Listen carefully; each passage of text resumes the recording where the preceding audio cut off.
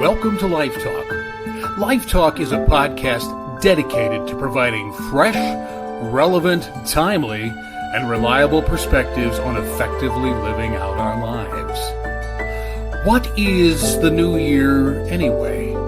Is it really new in the sense that we have an opportunity for a new start that we don't have in quite the same way the rest of the year? Does the new year usher in some sort of opportunity for change that's any greater than the opportunity for change that we have any other day of the year? This 5-part series is entitled New Year, Reawakened and Reclaimed. This fresh and enlivening series helps us answer those questions.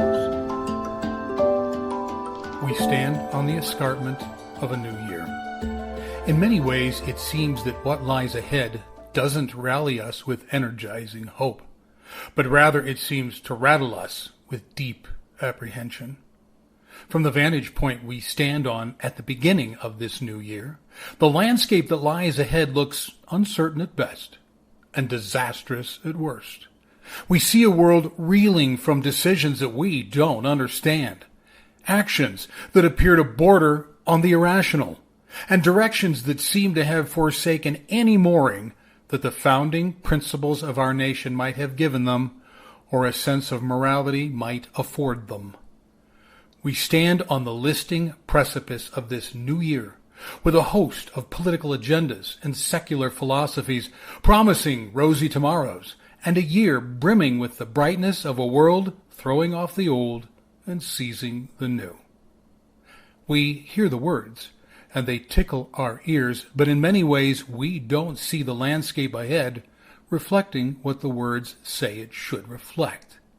While many have taken hold of the words, hoping that they pan out, deep inside, many of us aren't certain that the promise is made and the agendas outlined are deep enough, rich enough, transforming enough, moral enough, or sound enough to really accomplish what they say they can accomplish. The reality is we're not all that certain that we want them to accomplish what they say they'll accomplish anyway. So we rest in the hope that hope is enough, because we don't believe in the people that are preaching hope. We hope that hope will be strong enough to drive the political agendas and secular philosophies, bolstering and empowering them sufficiently to do what they grandly visualize in their documented frameworks, but what they can't do on their own. Or do we hope that they don't work because the disastrous outcome of their implementation is only going to make worse the very things that they claim their efforts will make better? Often, we don't even believe in our ability to change, or in any manifestation of whatever this self is that we are. Our hope then rests in hope, not necessarily in the viability of what we hope for and who we hope in. Somehow, we hope that it will all turn out okay. But we might ask, why do we do that? Why do we so often opt for something that's really not going to do what we need done out of the hope that hope will carry whatever this is when whatever this is can't carry itself? Why do we settle like that? Why do we pin our hopes on something that will likely explode in our faces if we pin anything on it, much less hope? I wonder if at its core, our issue is a fear that is actually a multiplicity of fears. Fear that we're far too small to do anything but hope for the best rather than fight for it. Maybe it's an issue of being unable or unwilling to realize that we can actually impact things sufficiently to change things, rather than seeing ourselves as being exiled to some distant sideline of life where we can do nothing more than sheepishly root for a life that's far too far away to touch. Change is often seen as an external thing that happens outside of our efforts, so we relegate ourselves to some periphery role where all we can do is hope with no means to exert any real influence. I wonder how often we see ourselves as hapless and helpless bystanders in a greater drama that we have no ability to impact, whether that's the drama unfolding in our nation or the drama unfolding in our lives. We look around us at the wild spiraling of a culture relentlessly gyrating in some direction that appears unhealthy at best and with no direction at worst. This massive ship of state, or the various ships of our lives, seem to be rolling on the churning seas of some wild societal storm, with those at the helm announcing that the course is sure and the speed is steady.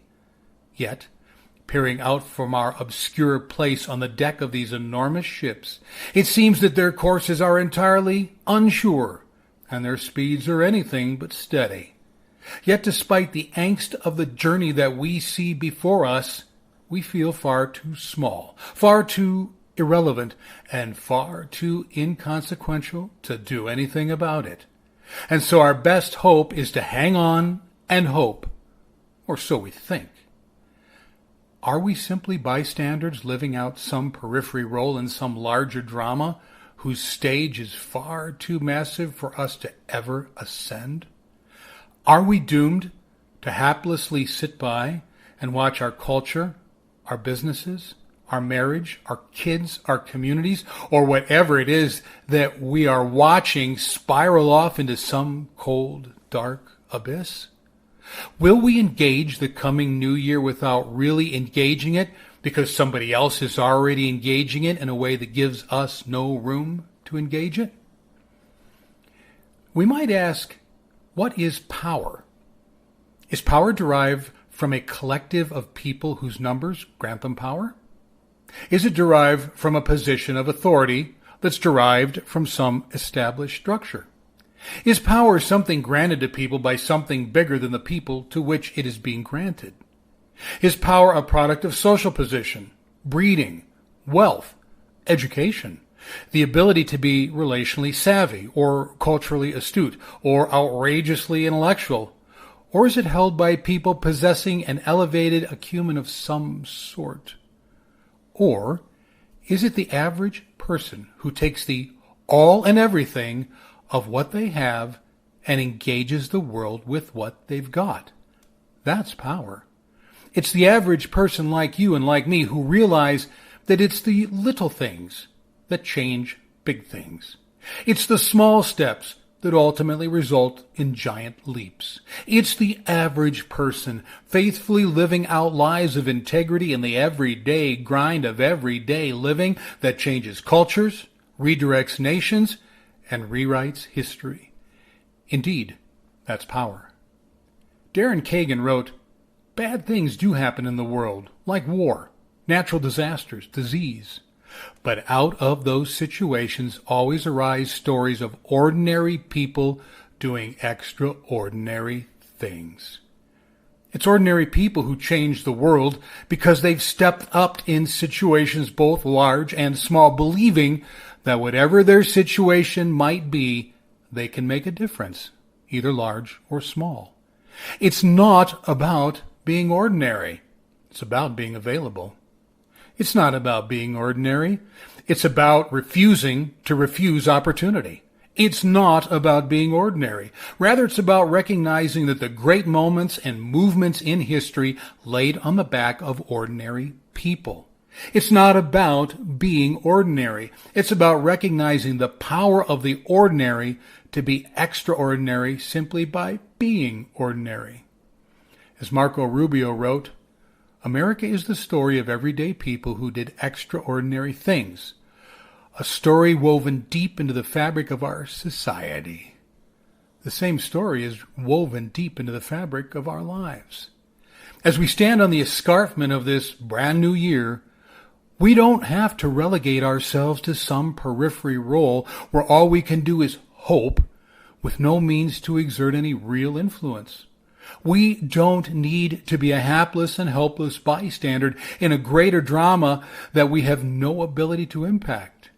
We can live out intentional lives in our everyday worlds, being ordinary people of integrity, engaging the world with integrity, and doing so believing that the smallest changes result in the biggest transformations. And so, will we dare to understand that it's the average person who takes what they have and engages their world with what they've got? Will we rise up sufficiently to grasp the reality that it's the average person like you and like me who realize that it's the little things that change the big things? Will we step out on the belief that it's the small steps that ultimately result in giant leaps? Will we embrace the fact that it's the average person faithfully living out a life of integrity in the everyday grind of everyday living that changes cultures, redirects nations, and rewrites history? If we do, if we faithfully embrace these truths and live them out, we will change our worlds and we will alter this coming year. And may that be your commitment this new year. Thanks for being with us today. Here at Life Talk, we also produce a variety of other podcasts that address timely, relevant, and deep-seated issues in our lives, our communities, our nation, and our world. You can also discover an array of additional resources on our website at www.craiglpc.org.